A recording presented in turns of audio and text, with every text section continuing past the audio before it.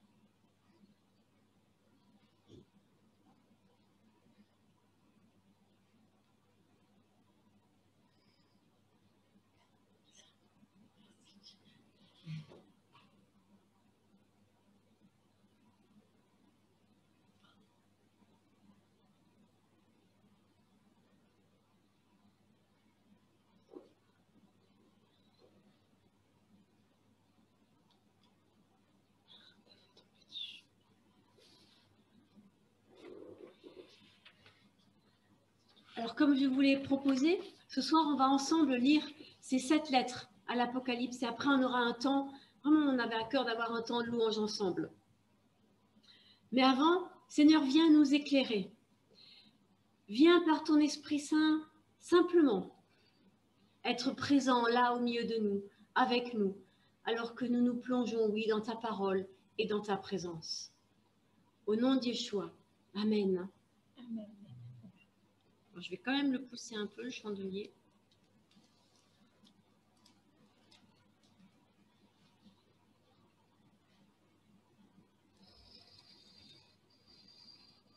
Ah. Allez-y. Merci. Lettre à l'église d'Éphèse. Écrit à l'ange de l'église d'Éphèse. Voici ce que dit celui qui tient les 7 étoiles dans sa main droite, celui qui marche au milieu des 7 chandeliers d'or. Je connais tes œuvres, ton travail et ta persévérance. Je sais que tu ne peux pas supporter les méchants. Tu as mis à l'épreuve ceux qui se prétendent apôtres sans l'être, et tu les as trouvés morts. Oui, tu as de la persévérance. Tu as souffert à cause de mon nom, et tu ne t'es pas lassé. Mais ce que j'ai contre toi, c'est que tu as abandonné ton premier amour. Souviens-toi donc d'où tu es tombé. Repens-toi et pratique tes premières œuvres. Sinon, je viendrai bientôt à toi et j'enlèverai ton chandelier de sa place, à moins que tu me changes d'attitude. Cependant, tu as ceci pour toi. Tu détestes les œuvres des Nicolaïtes, tout comme je les déteste, moi aussi. Que celui qui a des oreilles écoute ce que l'Esprit dit aux églises. Au vainqueur, je donnerai à manger du fruit de l'arbre de vie, qui est dans le paradis de Dieu. Lettre à l'église de Smyrne. Écrit à l'ange de l'église de Smyrne. Voici ce que dit le premier et le dernier, celui qui était mort et qui est revenu à la vie. Je connais tes œuvres, ta détresse et ta pauvreté, et pourtant tu es riche, ainsi que les calomnies de ceux qui se disent juifs et ne le sont pas, mais qui sont une synagogue de Satan. Ne redoute pas ce que tu vas souffrir. Voici, le diable va jeter quelques-uns d'entre vous en prison, afin que vous soyez mis à l'épreuve, et vous aurez 10 jours de détresse. Sois fidèle jusqu'à la mort, et je te donnerai la couronne de vie. Que celui qui a des oreilles écoute ce que l'Esprit dit aux églises. Le vainqueur n'aura pas à souffrir de la seconde mort. Lettre à l'église de Pergame. Écrit à l'ange de l'église de Pergame. Voici ce que dit celui qui tient l'épée aiguë à 2 tranchants. Je connais tes œuvres et l'endroit où tu es établi. Là se trouve le trône de Satan. Tu es fermement attaché à mon nom et tu n'as pas renié la foi en moi, même durant les jours où Antipas, mon témoin fidèle, a été mis à mort chez vous, là où Satan est établi. Mais j'ai certaines choses contre toi. Tu as là des gens attachés à la doctrine de Balaam, qui enseignait à Balak à tendre un piège aux Israélites pour qu'ils mangent des viandes sacrifiées aux idoles et se livrent à l'immoralité sexuelle. Ainsi, toi aussi, tu as des gens attachés de la même manière à la doctrine des Nicolaïtes. Repens-toi donc, sinon je viendrai bientôt à toi et je les combattrai avec l'épée de ma bouche. Que celui qui a des oreilles écoute ce que l'Esprit dit aux églises. Au vainqueur, je donnerai à manger de la manne cachée et je lui donnerai un caillou blanc. Sur ce caillou est écrit un nom nouveau que personne ne connaît, si ce n'est celui qui le reçoit.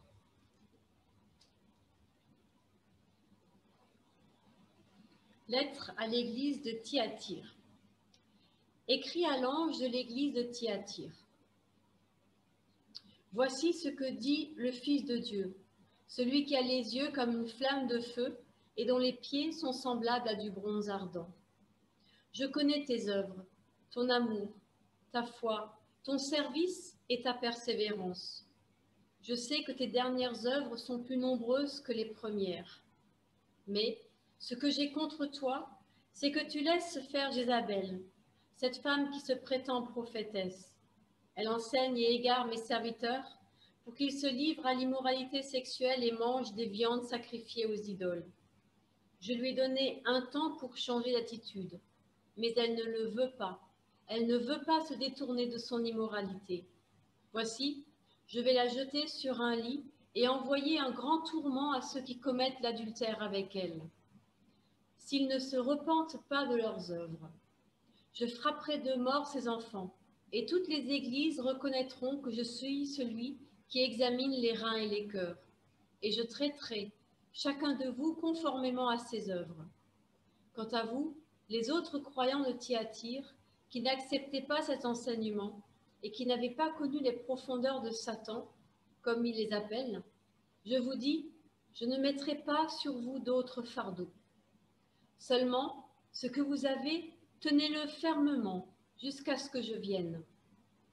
Au vainqueur, à celui qui accomplit mes œuvres jusqu'à la fin, je donnerai autorité sur les nations.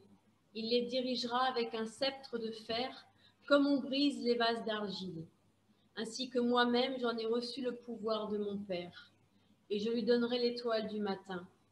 Que celui qui a des oreilles écoute ce que l'Esprit dit aux églises. Lettre à l'église de Sardes. Écrit à l'ange de l'église de Sardes. Voici ce que dit celui qui a les 7 esprits de Dieu et les 7 étoiles. Je connais tes œuvres. Je sais que tu passes pour être vivant, mais tu es mort. Sois vigilant et affermis le reste, qui est sur le point de mourir, car je n'ai pas trouvé tes œuvres parfaites devant mon Dieu. Rappelle-toi donc comment tu as accepté et entendu la parole.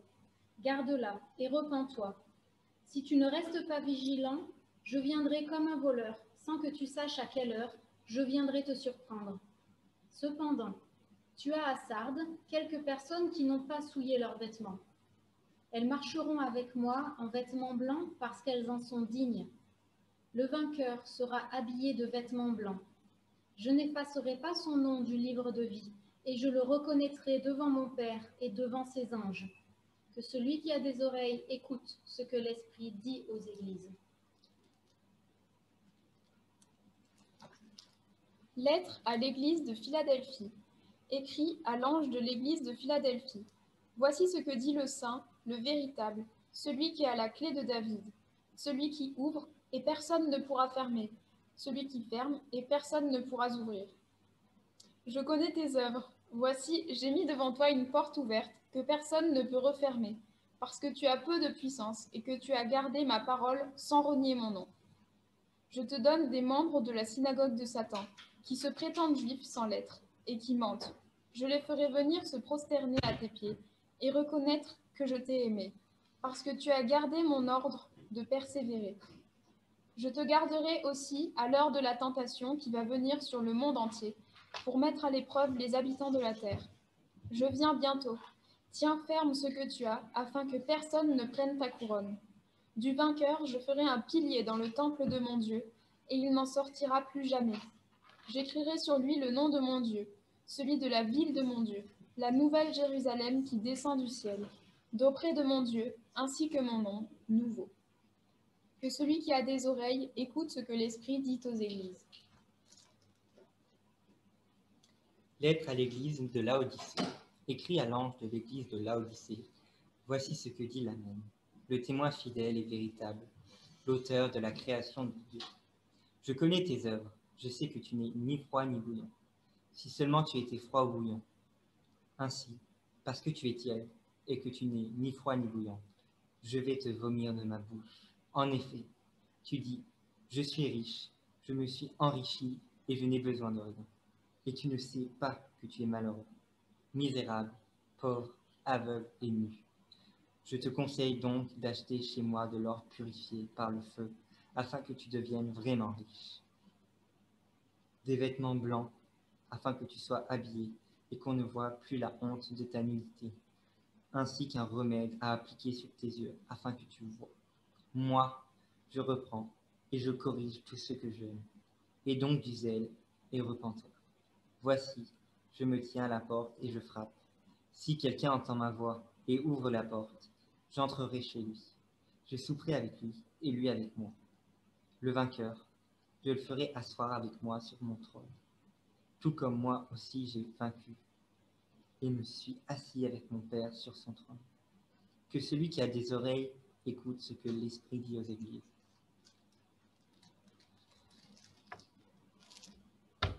À Hanouka, il est d'usage en quelque sorte, en général quand on allume la Hanoukia, de prendre une demi-heure de silence. Et puis alors, on ne va pas prendre une demi-heure de silence, mais simplement prendre un temps de silence après la lecture de ces lettres et pour laisser monter en nous, vous voyez, ce que le Seigneur peut vouloir nous dire. Qu'est-ce qu'il dit à chaque église? Et on vous proposera une petite méditation après, mais simplement maintenant.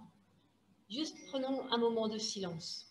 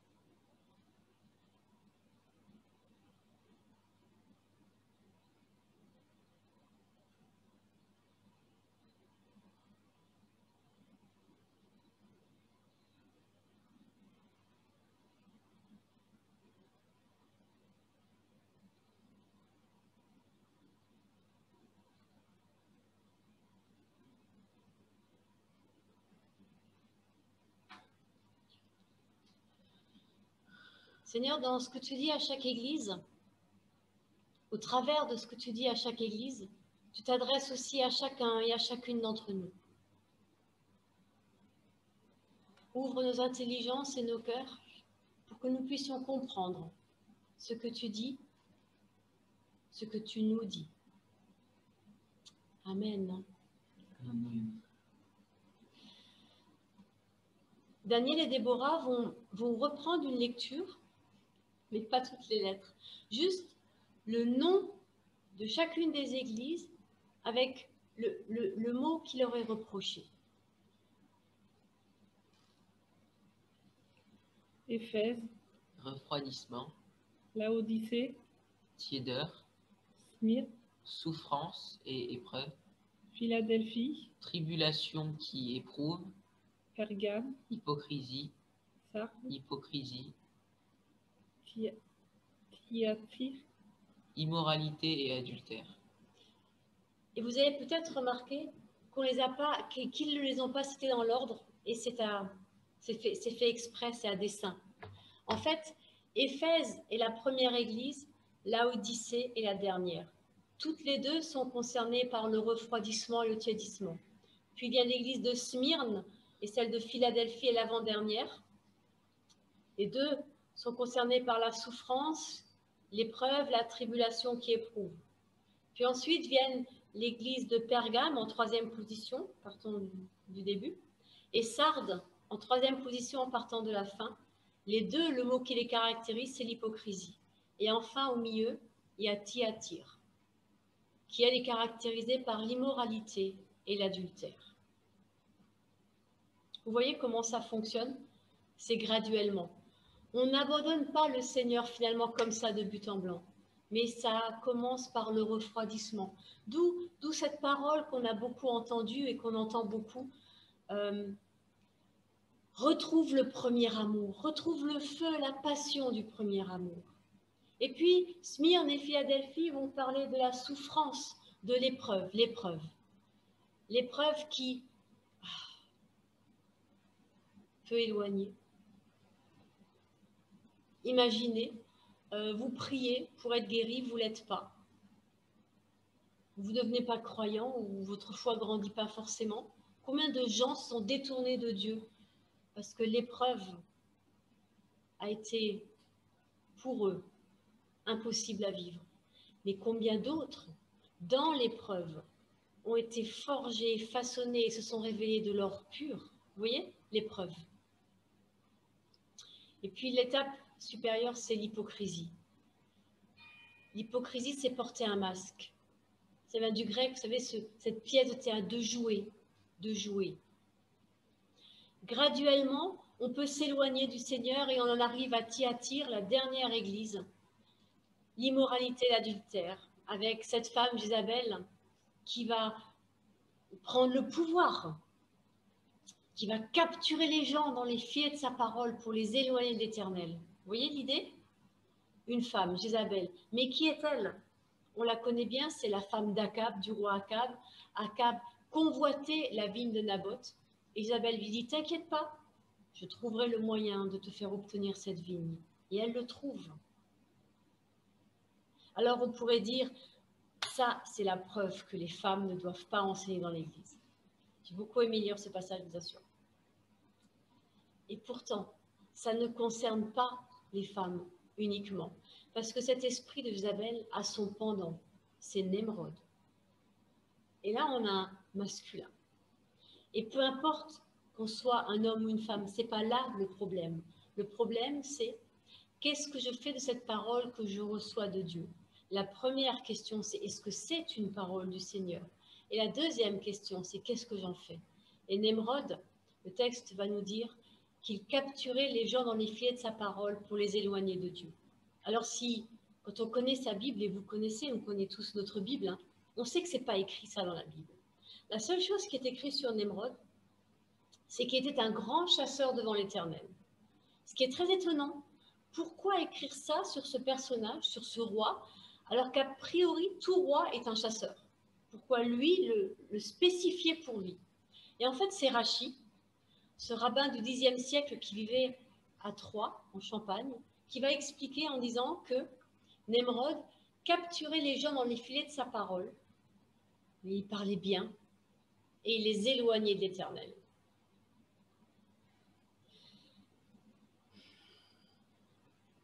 C'est très étonnant.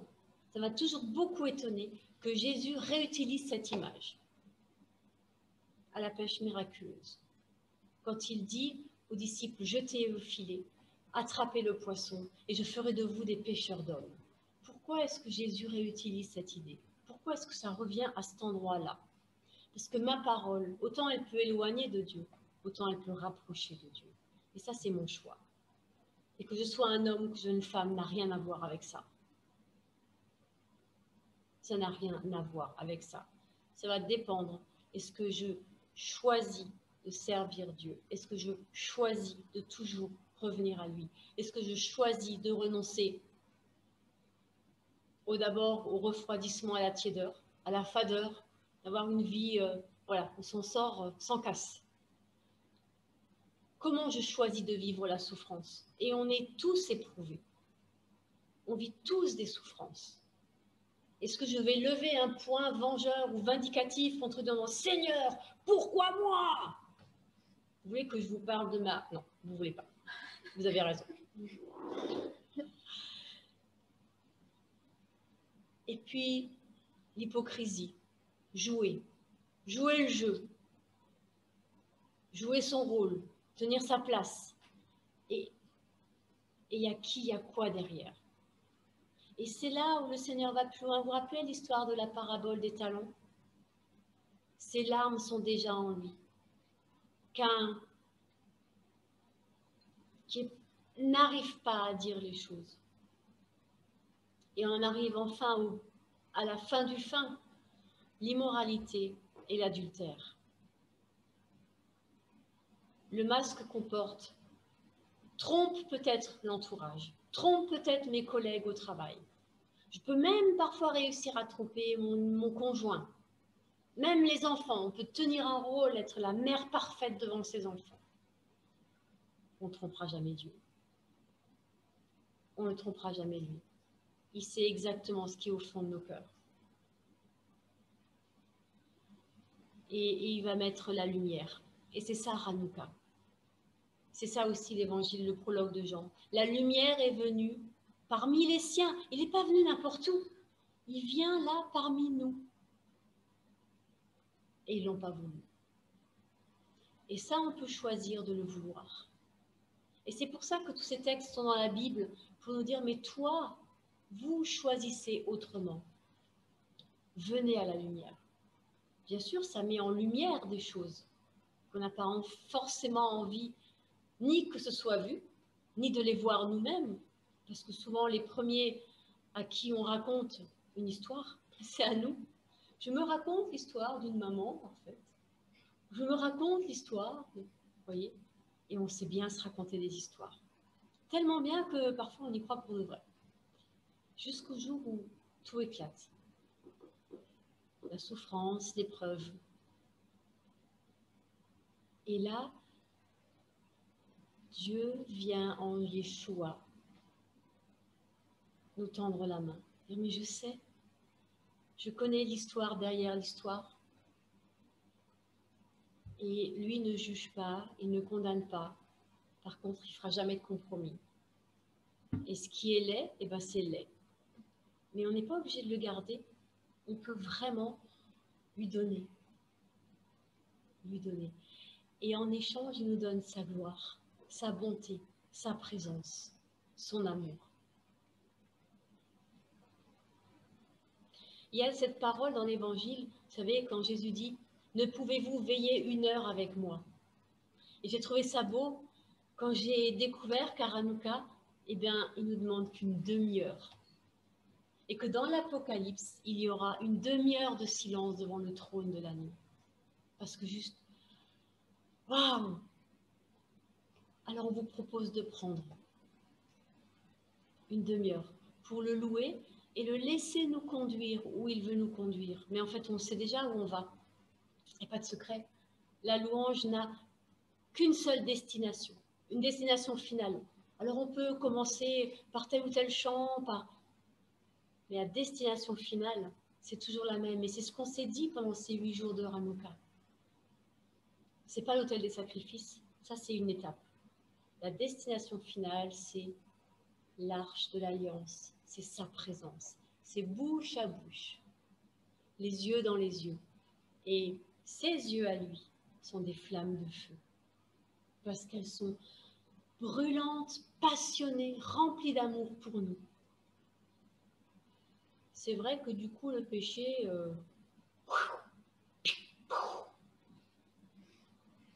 terminé. Chaque fois, pas après pas, étape après étape, on en finit un peu plus avec le péché. Amen. Amen. On va faire un petit demi-tour, une petite technique de machin pour se mettre en place et louer le Seigneur. Seigneur, nous voici devant toi. Voici ta lumière et ce signe de ta présence. Seigneur, merci parce que tu es là. Et on veut prendre ce nouveau chant que Céline a écrit et qui dit gloire. Gloire à toi, toute la gloire, Seigneur. Oh oui, Jésus, Yeshua, viens te glorifier dans nous. Sois glorifié au milieu de nous. Tu es le vivant pour toujours. Amen. Amen.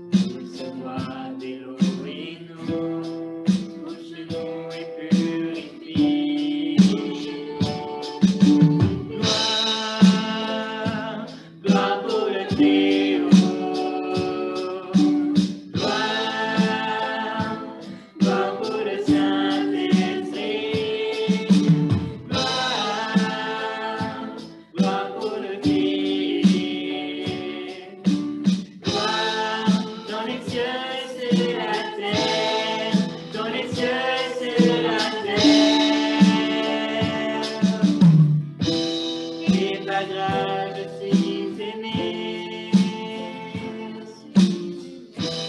Et ta grâce, je suis sauvé. Et ta grâce, je suis aimé. Et ta grâce, je suis sauvé.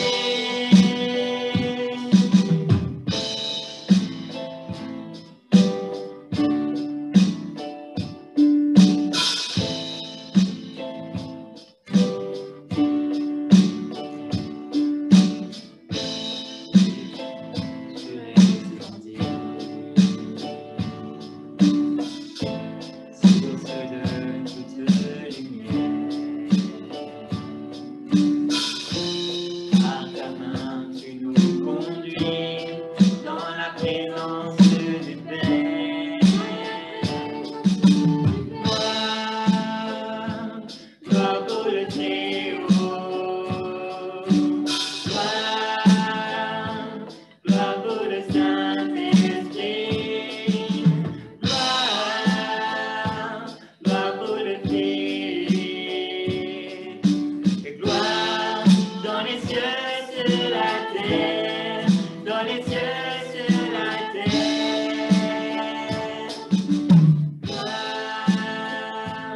Gloire pour le Très-Haut. Gloire pour le Saint-Esprit. Gloire pour le Fils. Et gloire dans les cieux et sur la terre, dans les cieux et sur la terre. Gloire dans les cieux et sur la terre, dans les cieux et sur la terre.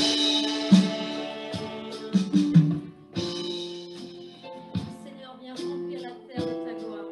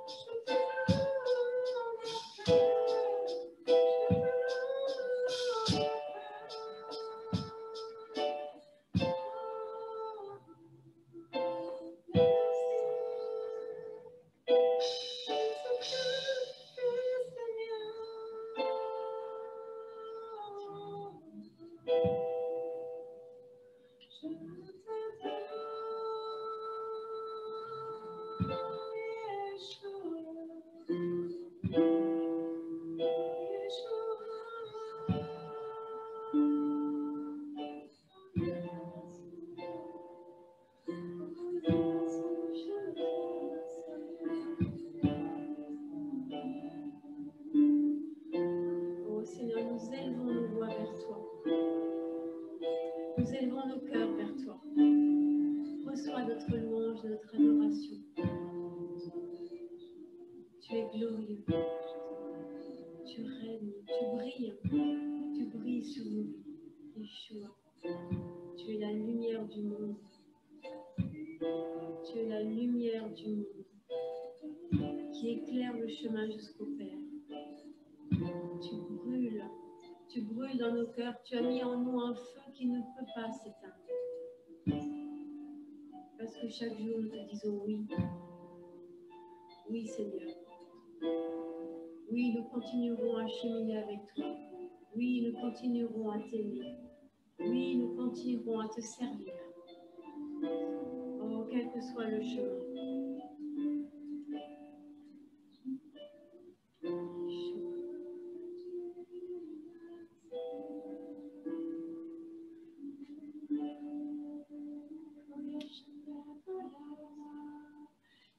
chantez un chant de vos cœurs.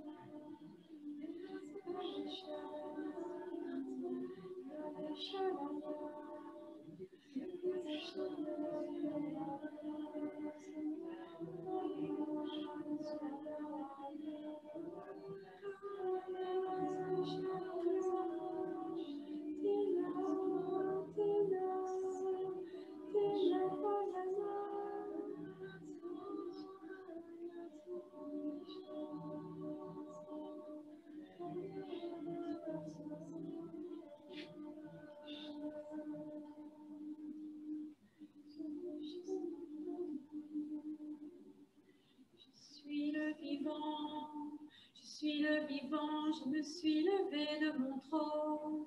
Je suis le vivant. Je me suis levé de mon trône. J'avance vers toi. J'avance, j'avance, j'avance vers chacun d'entre vous. Ne craignez pas, n'ayez pas peur. Je viens vous aimer. Je viens vous bénir, je viens vous remplir. C'est de ma lumière, c'est de ma lumière que je viens vous illuminer. C'est de ma tendresse que je viens vous entourer. C'est de mon amour que je vous revers. Ne crains pas mon petit troupeau, ne crains pas mon enfant, mon bien-aimé. Je suis là, je suis là pour toi. Ne crains pas, ne crains pas, ne crains pas. Tu es à moi, ton nom est gravé dans mes mains, ton nom est gravé sur mon cœur, sur ton front, j'ai écrit sainteté, ô sainteté à l'éternel. Je te purifie, je te rends saint.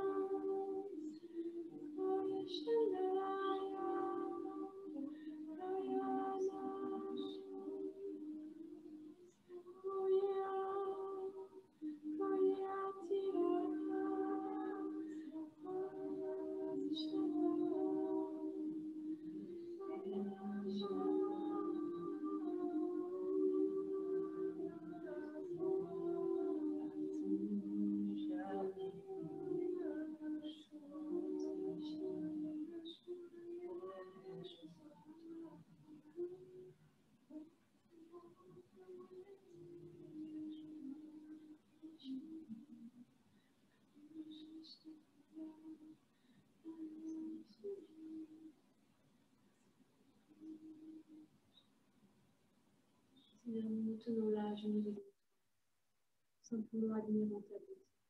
Oh, qu'il est bon d'être là.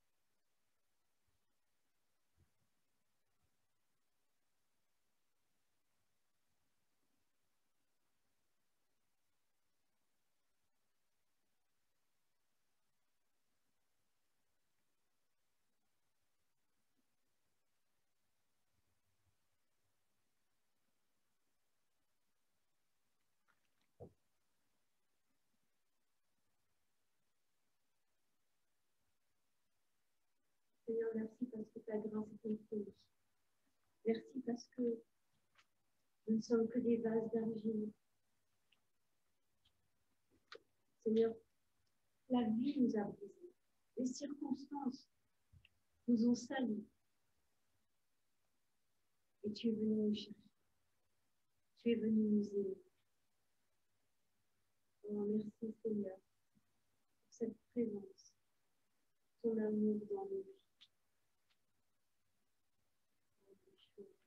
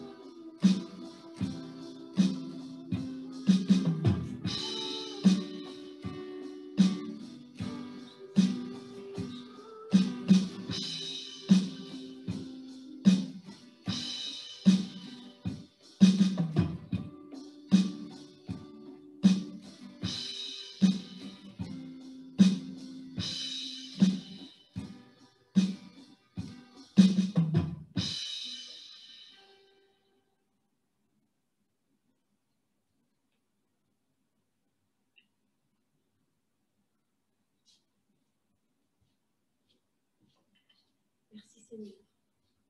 Amen.